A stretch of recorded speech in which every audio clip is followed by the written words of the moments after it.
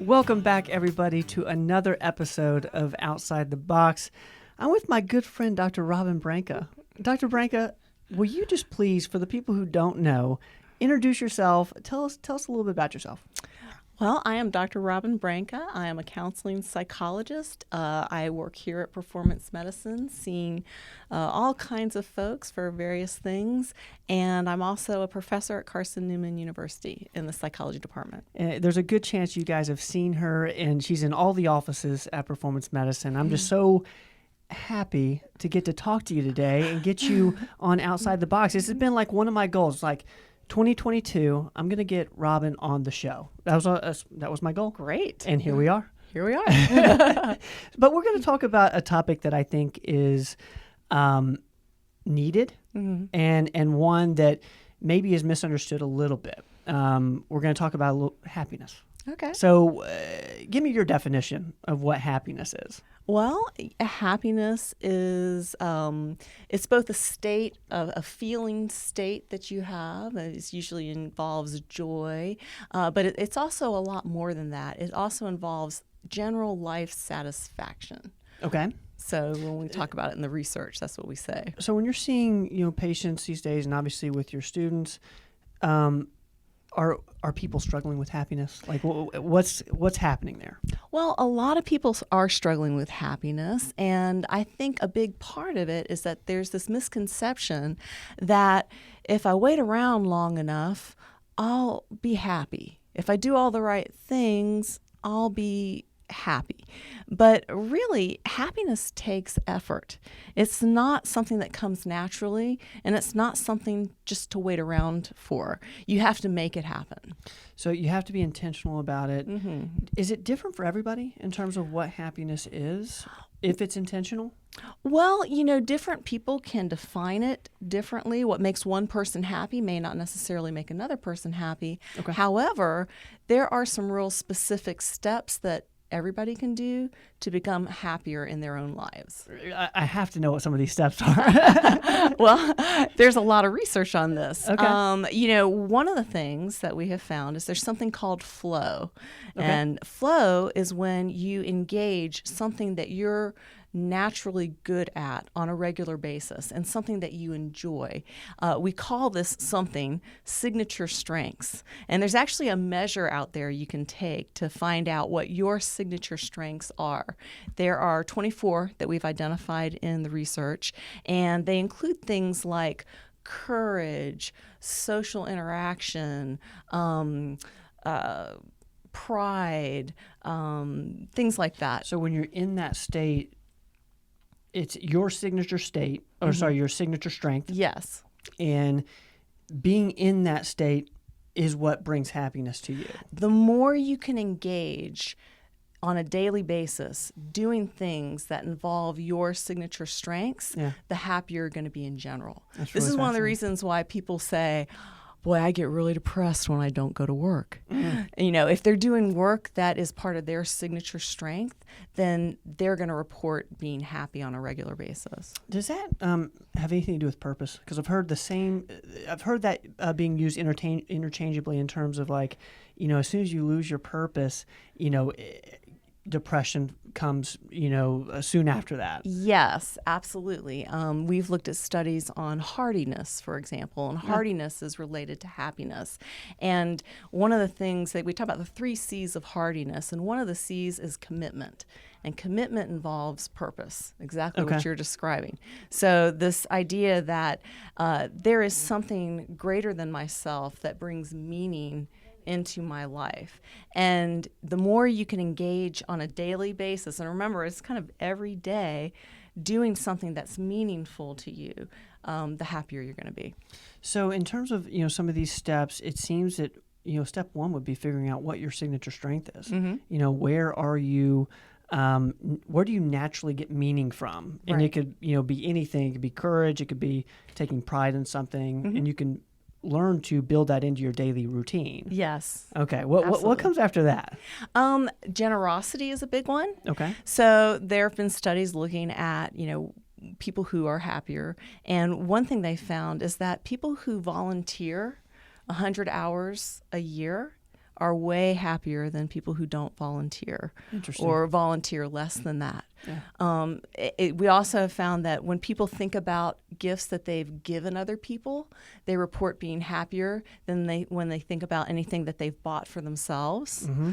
So lots of our research points to this idea that if you can get outside of yourself and do something for somebody else, that's going to bring a lot of happiness into your life. What's interesting is like those things sound so simple, and yet I feel like we get distracted by things we think we want and we think are good for us. You know, I didn't hear anything about, you know, the type of job, like making more money or getting gifts yourself. Right. Like, how can we get outside of ourselves on a more consistent basis? Do you have to like remind yourself of that? You do, because most people who are unhappy, they tend to ruminate, they tend to dwell on the negative, and they tend to kind of cave in and withdraw, and their problems become just monumental. And when I tell people, when you feel that kind of caving in process happen in your life, reach out to somebody else. Try to do something for somebody else, and see how you feel after you've done that. You know, what's interesting is that I've caught myself recently, well, because I think I've become more aware of it, but like I'll catch myself, you know, asking myself or feeling like, you know, what's in it for me, like that sort of thing. And all of a sudden, as soon as I release that, yes, like I'm just so much happier and everything seems to just work better. But it's funny how by default, it's like you're trying to protect yourself, you know? And I think that's what you're getting at in terms of getting outside of yourself is kind of losing that self-preservation. Right. I guess it's it's something we think we need to do. Right. It's like a survival skill. Well, and if you're trying to get something for yourself, like you said, you're really in a way engaging the negative, because what happens when you feel like you're not getting that thing? Oh, well, then you're going to protect yourself even more. And the more you try to protect yourself, the more negative and anxious and unhappy you're going to be. So if you can just focus on this meaningful thing. So take this situation where you're feeling like, oh, you know, how am I going to work this for myself? And say, wait a minute, what's meaningful about this? Why am I even engaged in this to begin with? Oh, well, I'm going to see if I can do more of that. Yeah.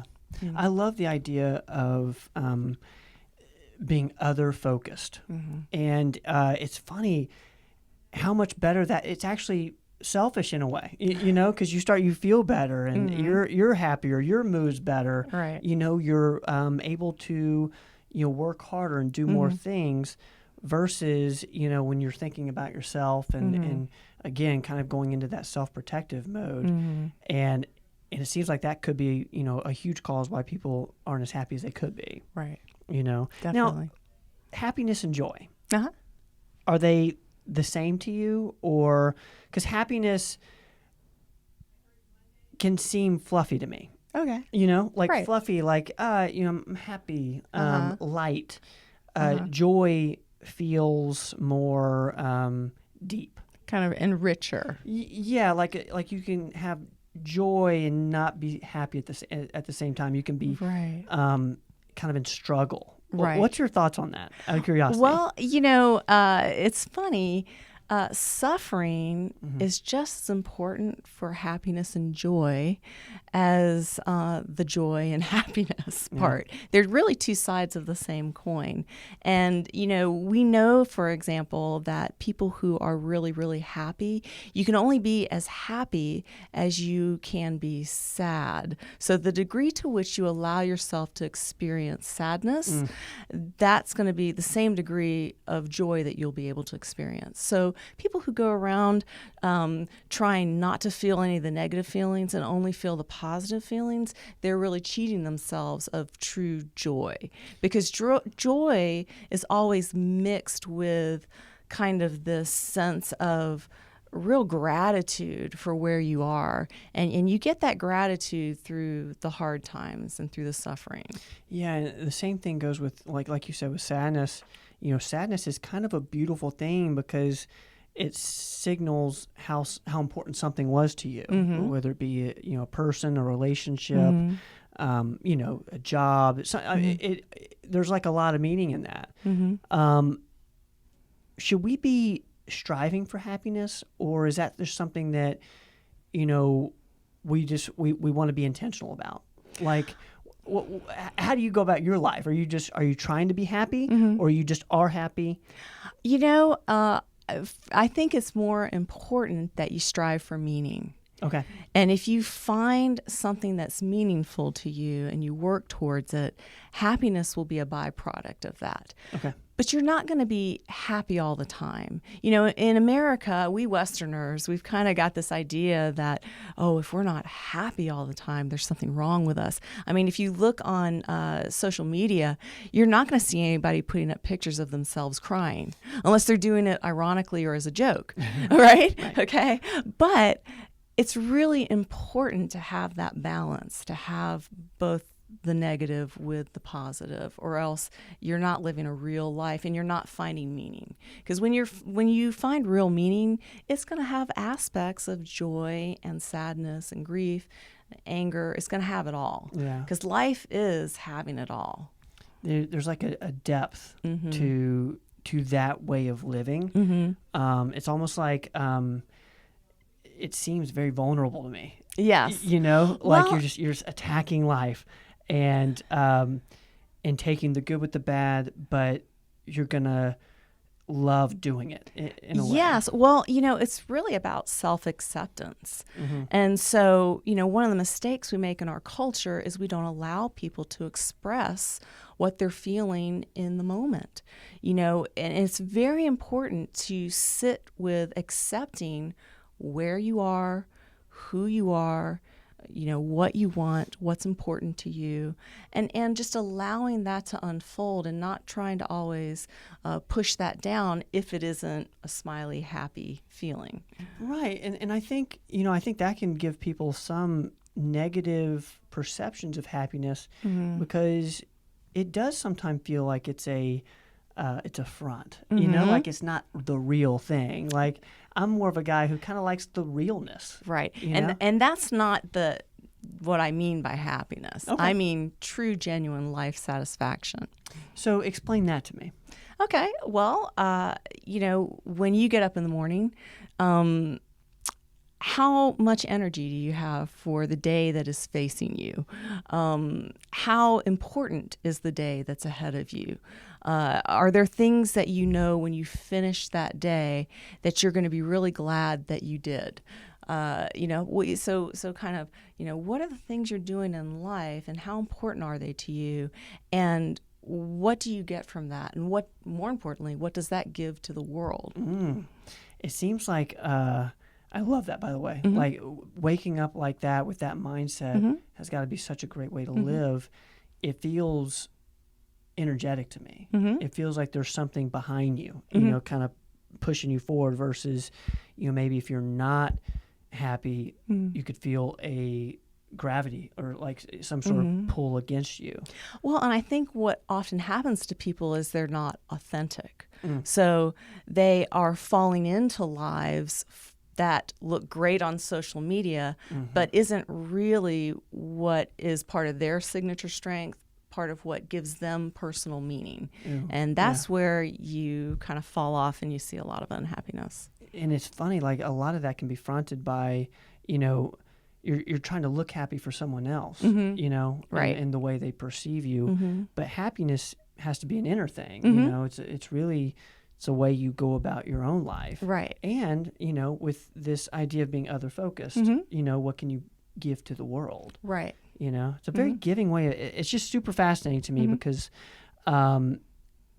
happiness, positivity, they are so powerful. Right. And I would imagine that it would also have powerful effects on your health as well. Definitely. What have you seen with that, out of curiosity? Well, you can just observe in people when they are living a life that's not really of their choosing. Maybe they think they chose it, but they wake up maybe later and realize, wow, I just did this to please my parents, or I just chose this career for this reason because my wife wanted me to do this.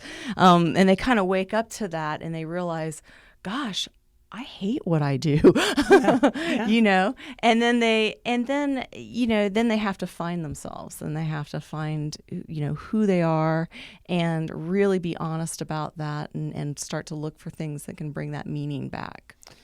It just feels like it's so close, like almost anybody can grab it. It's just a matter of, but I also feel like you can lose it on if you're not intentional about it. Yes. It's just interesting. It's like a daily thing. You'd have to. Well, and it changes. You know, what was important to you at one stage in your life is going to change. You know, about every 10 years, we're almost completely different people. Yes. As far as our values and meaning and that kind of stuff. Totally. And that's kind of a beautiful thing too. Like to learn to kind of, you know, ebb and flow with how you're growing in a way, and which season of life you're in. And not to be afraid of change. Yeah. Not to be afraid of change. And especially the people that you love and the people who love you, for them not to be afraid of change. You know, sometimes we hold on to people very tightly and want them to stay that person that we feel safe with, but that may not be the person that they need to be. Yeah.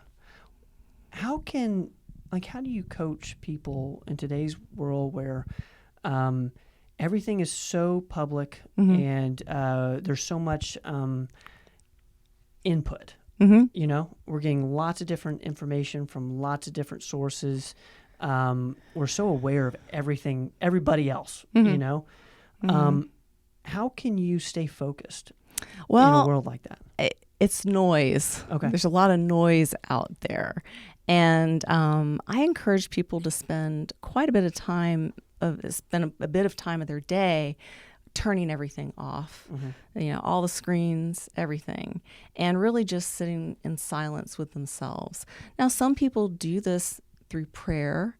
Some people do this through meditation. Some people exercise and kind of find this space, but make a space for yourself of silence and solitude, and just ask yourself a simple question. You know, what do I need? Who am I? Yeah. You know, where do I want to be? And just see what answers come up, and allow yourself to answer that unfiltered and see what happens. What do you mean by unfiltered? Like with no biases? Well, what if you could completely accept yourself 100%, no matter what answers come out of you? Yeah. A 100% acceptance. If you can sit in that space, you'll start to get in touch with what's truly meaningful for you. And that right there is happiness, you know, or at least having that as your North Star. It'll put you on a path towards feeling joy more regularly on a daily basis. Now, what's your thoughts on fear? How do you balance that, you know, with this whole happiness and joy equation? Right. My stance on fear is that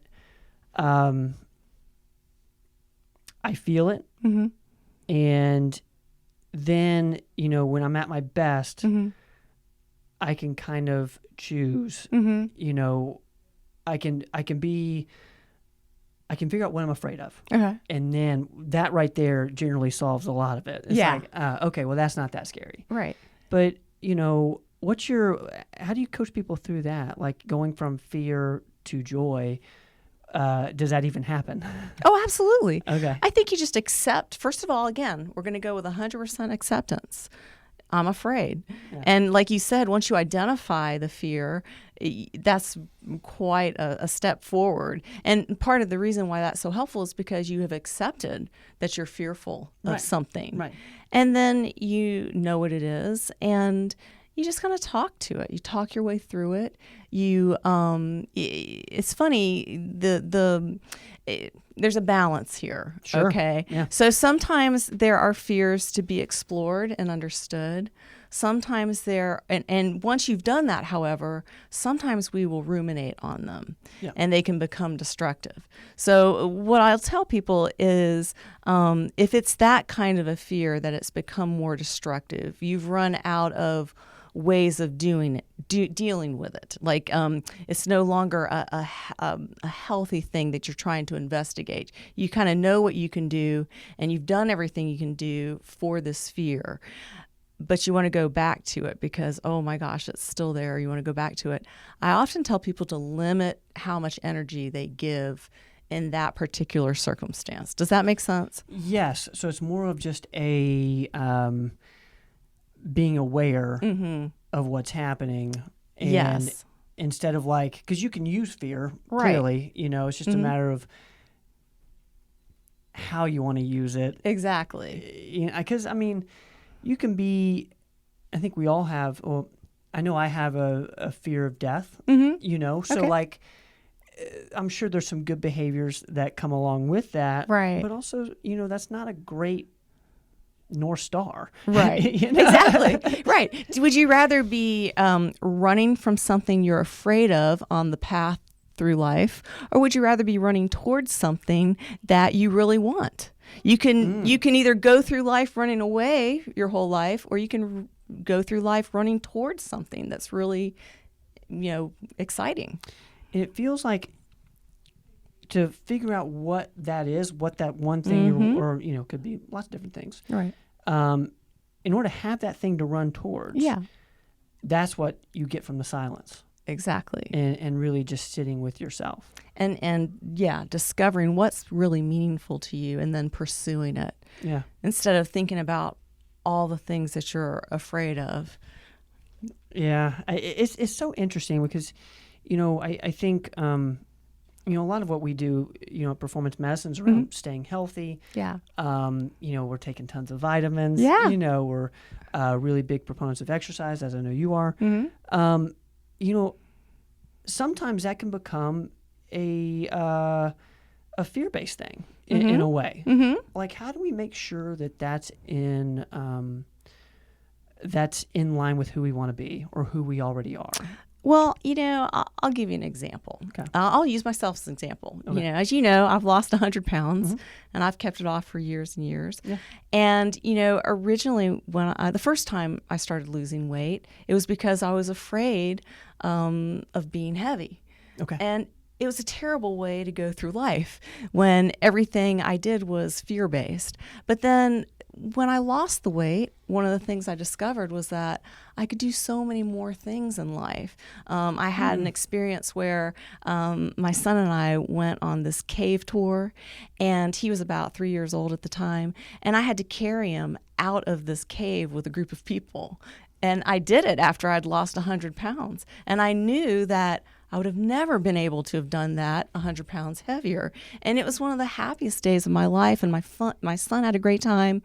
And that really changed me. That's amazing. The next morning, I had a huge workout that I had to do, and I had only so many points I could eat, and I enjoyed every minute of it, every minute of the workout, and every minute of counting those points, because I wanted more days like the one I'd had the day before with my son. And no longer was I afraid of the scale and the mirror. Who cares?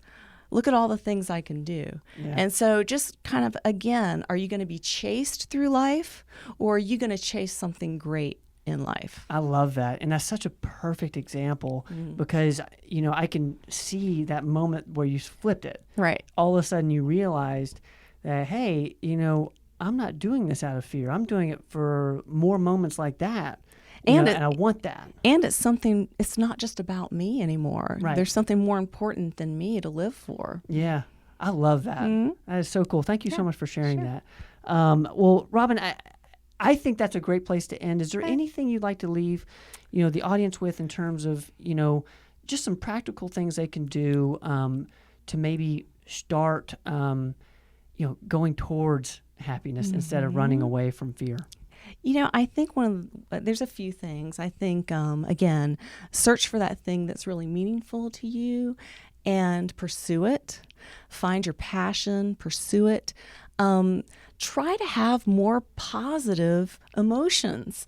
Barbara Fredrickson is a great researcher who has talked about just experiencing positive emotions on a daily basis. When's the last time you laughed? When's the last time you felt proud of something in a good way? When's the last time you encouraged somebody around you? So just really actually seek that out. Say, okay, today I'm going to feel this positive emotion, and now I've got to come up with a way to do it. And so just get into those habits. We fall into feeling negative emotions very easily. We start gossiping or, thinking of things in a negative way. Really try to get out there and experience joy, because it's right in front of you. It is this close to you if you work for it. Amazing. Like just hearing you talk in this conversation, I can feel just how close it is. Dr. Branca, I really appreciate you. Thank you. Guys, this has been Outside the Box. I've been with Dr. Robyn Branca today. I'm your host, Ben Rogers. As always, we will see you guys next time. Don't go away.